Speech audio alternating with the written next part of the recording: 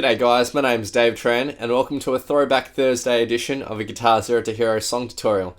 And in this lesson I'll be teaching you how to play The Only Exception by Paramore. So for the basics you'll need your guitar in standard tuning and a capo on the 4th fret of your guitar. You'll need to know 7 chord shapes. Now if you want to master your chords back to front, then be sure to head over to GuitarZero2Hero.com to pick up my free guitar ebook. So the 7 chord shapes are G, D minor, C, C major 7, so that's the same thing as a C except you're lifting your index finger. We have A minor, F, and finally D.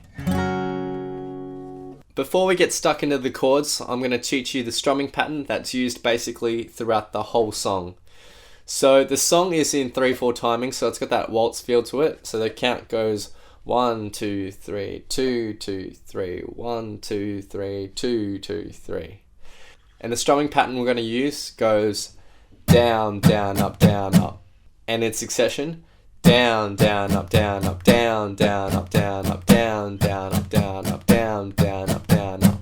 So let's start with the verse.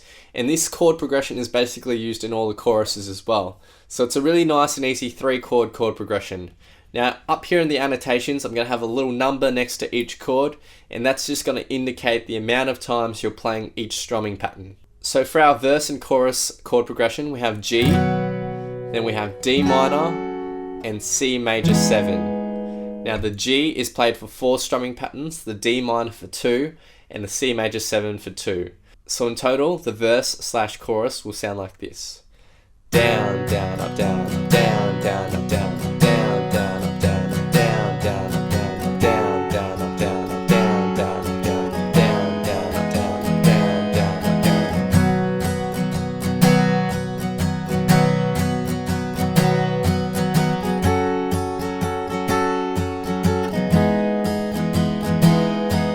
down. So that's it for the verse and chorus. Pretty damn straightforward. After the first chorus, there's a tiny break, and it's just the G chord played for 4 strumming patterns, which sounds like this. And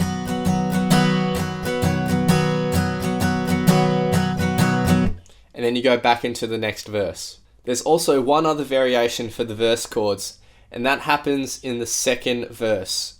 So just before the second chorus, the verse chords go G, D minor, and C major 7. So it's the same chords, except there's one little difference. The C major 7 is actually played for 4 strumming patterns and not 2. It's held out for a little bit. And this is just before the second chorus. So that sounds like this.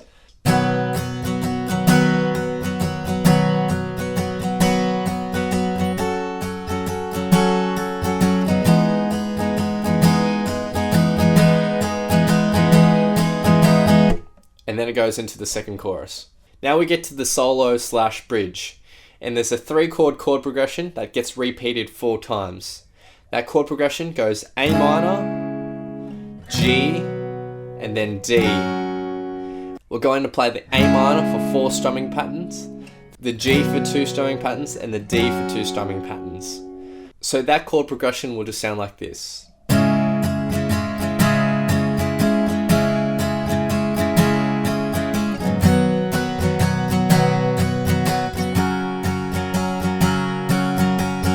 And that's played 4 times.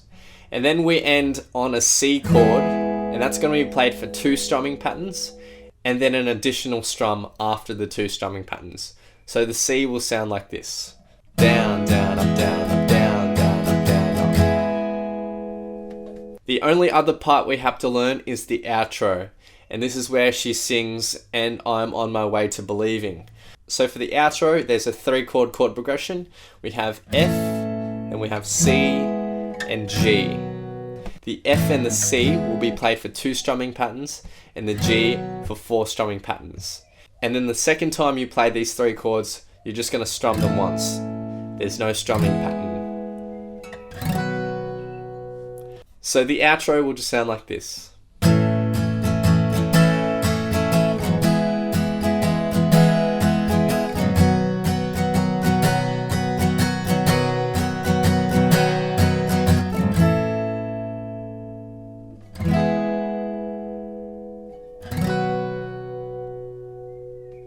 And that's everything you need to know for the rhythm. Now the last thing I'm going to teach you is the small solo in the bridge, which is really easy. So for this we won't need the capo. All the tab up here will be relative to no capo. So we're going to start up here on the 16th fret of the first string. You're going to play this with your ring finger, and then you're going to go down to the 14th fret with your index finger. After that, you take your middle finger and you put it on the 15th fret of the third string, and you're going to hammer on to the 16th fret with your ring finger, like that. So you pluck it and then you hammer on. After the hammer on, you're going to go back to the 14th fret of the first string with your index finger. And so far, this is what we have.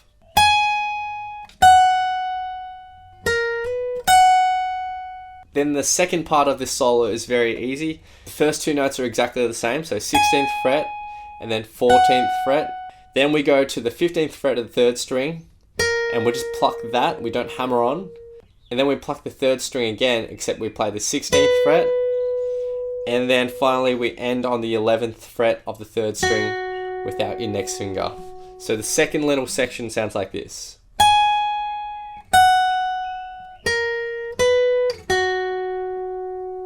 And all together the solo sounds like this.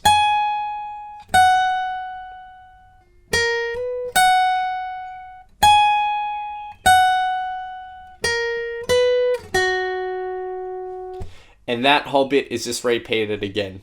So now I'm going to play the song in its entirety, and I'm going to have a vocal track on top for some context. So feel free to play this back as many times as you'd like to practice, play along to, and see how you go.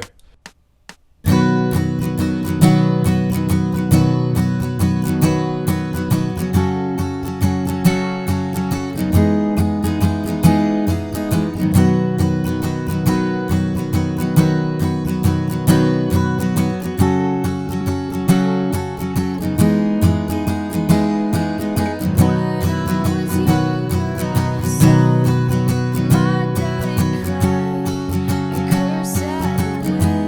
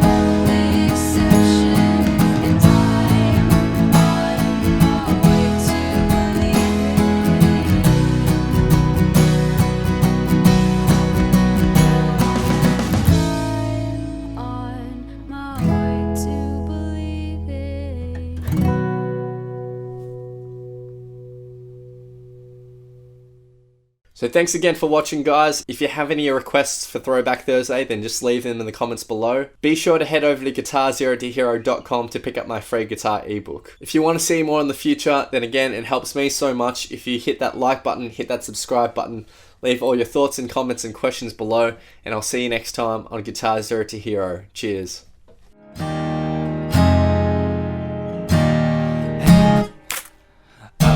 Just fine before I met you. Drink too much and that's an issue. Okay. Tell your friends it was nice to meet them, but I hope I never see them again.